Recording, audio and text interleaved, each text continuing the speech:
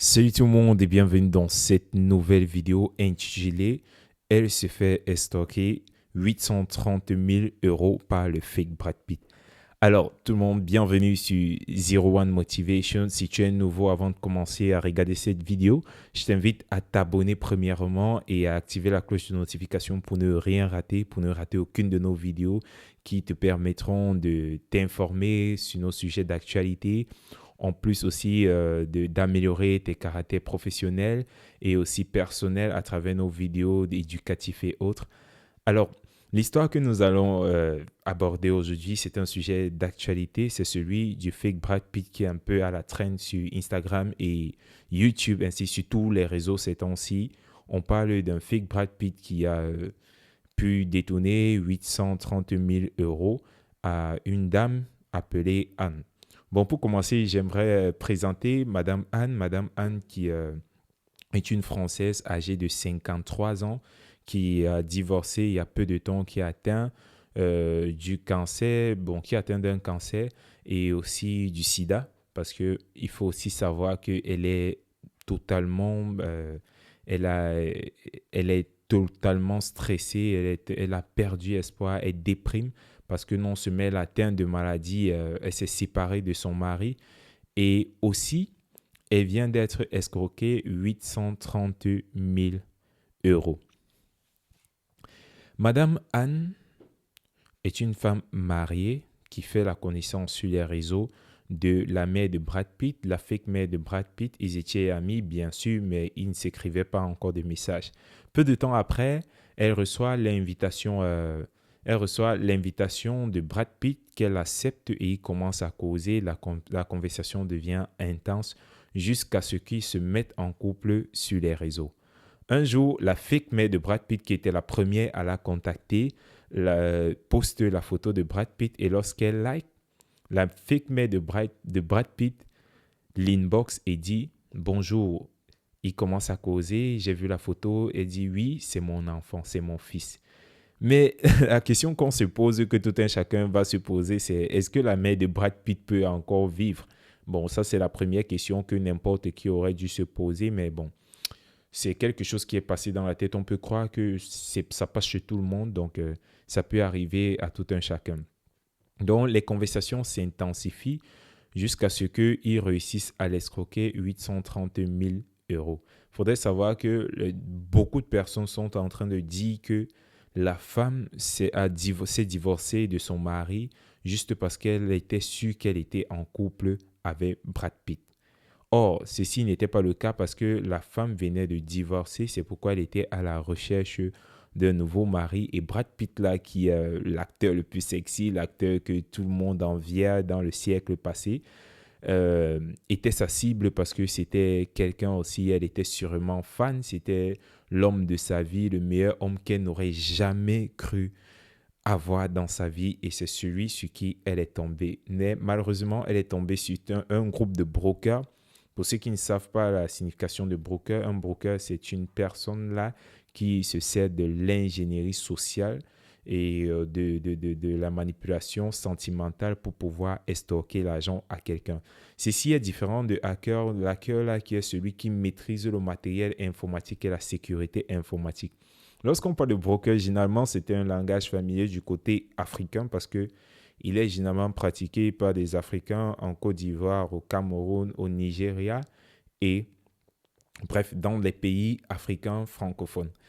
Ici, je ne vais pas dire que je ne vais pas vous raconter l'histoire que j'ai pris, que j'ai collecté, les données que j'ai collectées aux gens, mais je vais plutôt vous raconter, vous donner les données que j'ai collectées de celui qui a pu mettre la main sur ces brokers. Il s'agit de Marwan, qui est le PDG de l'entreprise Find My Scammer, qui aide les gens à rechercher leur scammer et qui a pu mettre la main sur ce groupe de brokers, leur adresse et autres.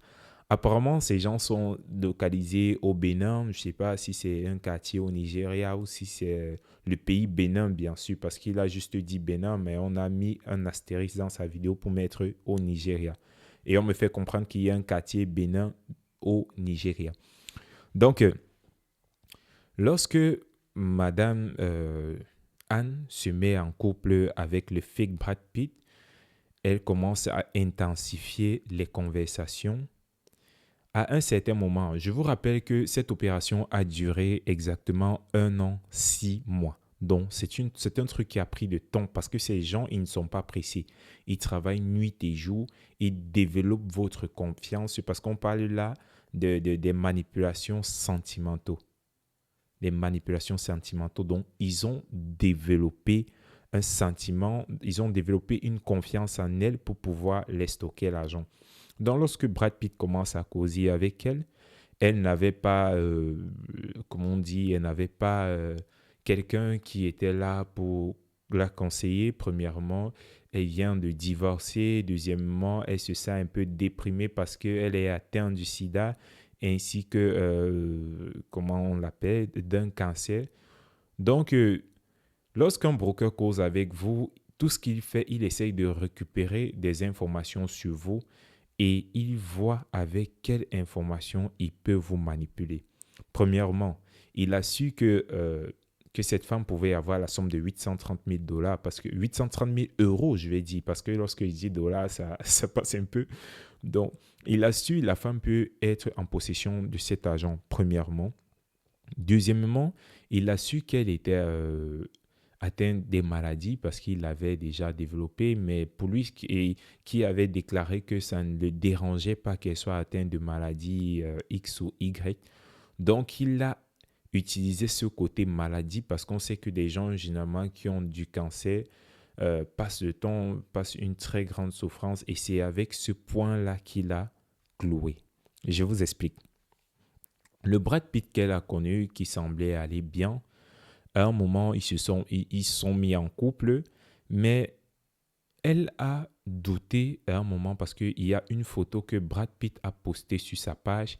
Et quand la mère racontait à sa fille qu'elle s'est mise en couple avec Brad Pitt, la fille de Brad Pitt lui a montré la photo. La fille de la mère lui a montré, de Anne, lui a montré la photo. Je ne sais pas si c'est sa fille ou c'est sa nièce. Lui a montré une photo que Brad Pitt venait de poster. Lorsqu'elle a vu la photo, elle a écrit à Brad Pitt pour vous dire pourquoi tu es malhonnête, pourquoi tu es ci, pourquoi tu es ça. Il a tardé avant de répondre. Mais ce qu'il a fait, il a plutôt créé encore. Je ne sais pas si vous connaissez ce qu'on appelle le deepface. Alors, le deepface, c'est une technologie qu'on retrouve de nos jours, que beaucoup de YouTubeurs utilisent, qui consiste à utiliser l'AI avec une photo pour produire des vidéos. Donc, vous pouvez prendre ma photo comme ça. Et puis, vous ajoutez les paroles et ça dit tout ce que vous avez écrit dans le test. Donc, il a utilisé du deepface pour créer une vidéo qui est passée dans un journal. Ça veut dire qu'il a modifié la photo d'une journaliste et mettre la photo de Brad Pitt et Anne pour dire qu'ils s'étaient mis en couple. Donc, lorsqu'elle a réprimandé, pourquoi tu n'es pas sérieux, tu t'es mis, dis-moi qui est l'autre fille. Il a donc retoqué à la fille, à Anne, en montrant la vidéo et en publiant ça sur les réseaux. Dit, mais pourquoi tu pas dit à tout le monde que nous sommes en couple? Pourquoi tu as mis ça dans les médias? Tu es fier de toi? Elle donc, au lieu plutôt de se concentrer sur cette affaire, elle cherchait à se défendre pour dire que ce n'est pas elle qui a mis dehors qui sont en couple. Oh, c'était le scammer lui-même, je vais dire le broker lui-même qui avait créé cette vidéo, qu'il avait postée pour effacer ce doute-là. Et ça avait très très bien marché. Donc les conversations continuaient et elle cherchait donc à s'éloigner de tout ce qui était à son entourage en train de la décourager. Et quelque temps après, il lui fait comprendre qu'il a atteint aussi d'un cancer, sachant qu'elle ayant vécu un cancer, elle aura plus de sentiments, elle va réagir. Ça va un peu toucher ses sentiments, quoi. Donc, du coup, quand elle a commencé elle a eu pitié et il a fait comprendre que ses comptes étaient gelés parce que lui, il venait de divorcer. Et c'est vrai, pour ceux qui savent aussi, Brad Pitt avait Angelina Jolie, avait divorcé. Donc, il lui a fait comprendre que le divorce l'a un peu touché financièrement et que tous ses comptes étaient gelés. Il est à l'hôpital, il n'a pas d'argent. Donc, il envoyait des factures au fur et à mesure qu'elle l'aidait avec de l'argent qu'elle envoyait sur PayPal.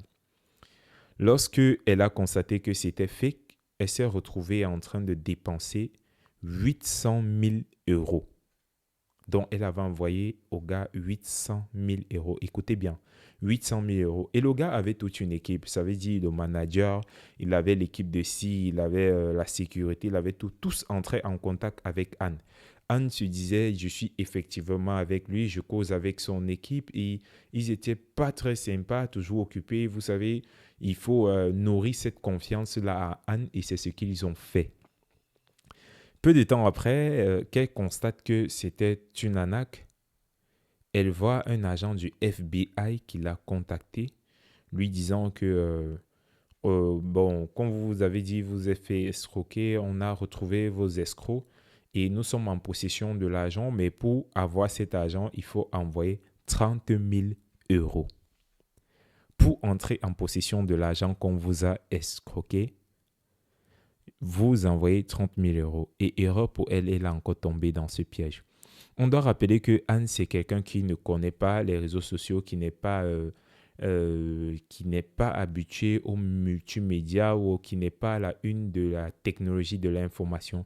C'est pourquoi elle se fait facilement escroquer. Elle ne connaît pas ce que c'est que le deepfake, elle ne connaît pas ce que c'est que l'AI parce que tous ceux qui avaient vu la photo de Brad Pitt couché à l'hôpital, qui connaissent l'AI, auront directement su qu'il s'agit d'une photo traitée par un AI, une intelligence artificielle bien sûr.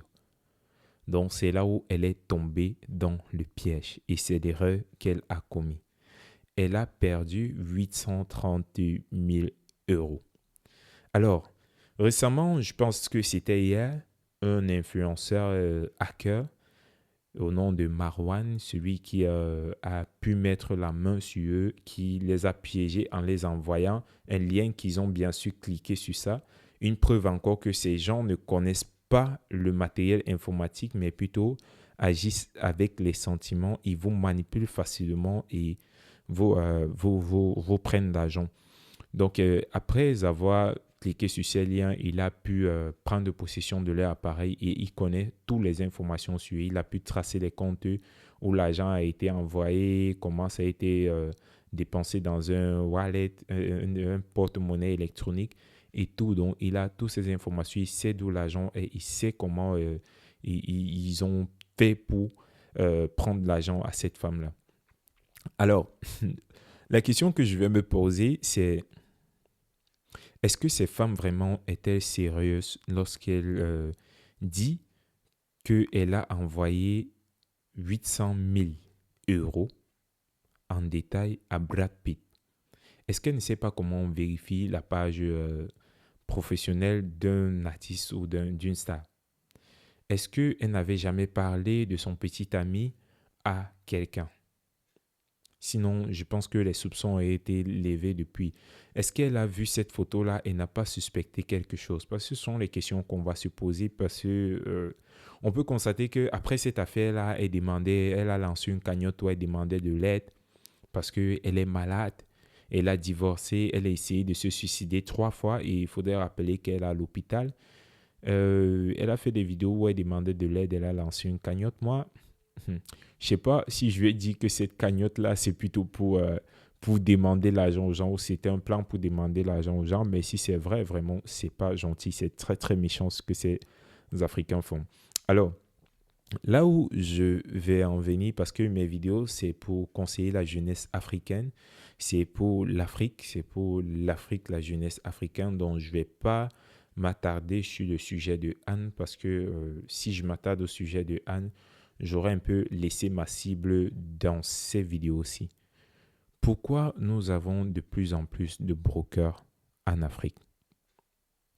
Premièrement, je pense que si l'on a de plus en plus de brokers en Afrique, c'est parce que Internet coûte moins cher. Et quelque chose qui coûte moins cher et où on peut se sucrer n'importe comment, tout le monde peut se lancer. Et lorsque quelqu'un se sucre, les autres essaieront aussi et ce qui va marcher aussi pour eux. Ça, c'est premièrement. Deuxièmement, c'est le taux de chômage. Si des gens font informatique à l'université, sécurité informatique, qui font sécurité des données et autres, qui font l'informatique à l'école, ne réussissent pas à trouver un travail parce que on crée des filières sans avoir des emplois qui correspondent avec. Et puis les gens se retrouvent dans la rue s'ils n'ont rien à faire. Ils n'ont pas la possibilité de travailler parce qu'il y a aussi une corruption, il y a des tribalismes qui menacent un peu le côté emploi. Alors ils vont se retrouver dans ces affaires de broker. Ça, c'est un truc qui est de nos jours inévitable. J'ai vu une vidéo où quelqu'un disait, ou un Africain se plaisait à dire, bon, je vais dire, un Africain se plaisait à dire que l'argent que vous nous avez volé lors de la civilisation, nous allons récupérer. Nous n'encourageons pas cela, mais il faudrait quand même savoir que ces gens qui nous ont appris l'informatique devraient aussi nous donner des techniques, devraient aussi avoir des techniques pour se défendre. Ça veut dire, lorsque on n'éduque pas la population à l'informatique, lorsqu'on crée des technologies, qu'on n'éduque pas la population à contrecarrer ces technologies-là, forcément, nous allons nous retrouver avec ces cas. Donc, j'invite tous les parents, j'invite tous ceux qui regardent cette vidéo, j'invite tous ceux qui ne connaissent pas l'informatique, de savoir qu'on ne clique pas sur un lien n'importe comment. De savoir qu'il faut généralement chercher la véracité de l'information ou des comptes avant de lancer les conversations. N'acceptez pas l'invitation de quelqu'un que vous n'avez pas de probabilité de connaître. Je prends l'exemple. Si je suis sur Facebook, sur Instagram, quelqu'un m'envoie l'invitation. Si ce n'est pas une invitation par message, j'entre dans le compte de la personne. Nous n'avons aucun ami en commun. Je pourrais jamais accepter cette invitation parce que même par erreur, il peut m'envoyer un lien que je peux cliquer avant de me rendre compte. Donc, il est préférable de ne même pas accepter son invitation. S'il veut vous envoyer un message, qu'il vous envoie et répondez directement. Mais si c'est une invitation déjà qui n'a pas de centre d'intérêt, mon ami, supprime l'invitation une fois. Parce que ces gens sont très forts. Et lorsqu'on pirate vos comptes, après, on va vous faire des harcèlements parce que vous avez envoyé des messages bizarres aux gens qu'ils retrouvent dans les messageries ou ils vont se retrouver en train d'envoyer les messages aux gens pour demander l'argent parce que vous êtes peut-être hospitalisé et je me suis fait agresser. C'est ça les brokers. Et croyez-moi, ce qu'ils volent en Europe, ce n'est rien par rapport à ce qu'ils volent en Afrique. Ces gens sont des gens qui travaillent 24 heures sur 24. Ils ont au moins 5 téléphones et causent avec vous, vous manipulent. Donc, si quelqu'un essaye déjà de vous dire faites ceci, j'ai besoin d'argent, je veux vous aider, mais il faut que vous interveniez en me donnant telle somme. Mon ami, ne regardez pas l'intérêt. On ne gagne rien facilement. On ne gagne rien facilement. Et le broker, c'est ce qu'il veut vous faire croire. Que vous allez gagner, vous aurez Brad Pitt à vos côtés. Parce qu'il sait que vous êtes en dépression, vous avez perdu votre amour, vous avez divorcé et puis vous avez perdu de votre vie, vous ne savez pas si quelqu'un peut vous accepter avec cette situation. Alors, il vous manipule afin de vous prendre avec cette situation-là. Bon, merci d'avoir vu la vidéo jusqu'à la fin. Je t'invite à t'abonner si la vidéo t'a plu et aussi à laisser ton point de vue en commentaire. On se retrouve à la prochaine vidéo. Merci beaucoup.